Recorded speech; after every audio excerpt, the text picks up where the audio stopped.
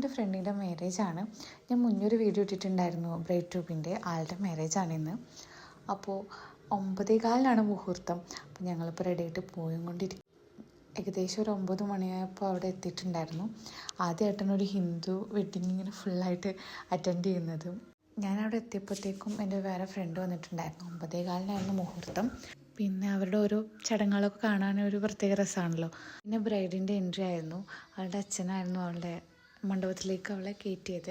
അത് കഴിഞ്ഞ് പിന്നെ ഏട്ടന്മാരെല്ലാവരും കൂടെ എൻട്രി ഒക്കെ കൊടുത്ത് നല്ല അടിപൊളിയായിരുന്നു. അത് കഴിഞ്ഞ് നേരെ താലികെട്ടായിരുന്നു. ആദ്യമായിട്ടാണ് ഒരു താലികെട്ട് ഇങ്ങനെ ഫുള്ളായിട്ട് കാണുന്നത്. പിന്നെ ഞങ്ങൾ കുറച്ച് ഷോ ഓഫൊക്കെ ഉണ്ടായിരുന്നു, ഫോട്ടോസൊക്കെ എടുത്ത് വീഡിയോസൊക്കെ എടുത്ത്.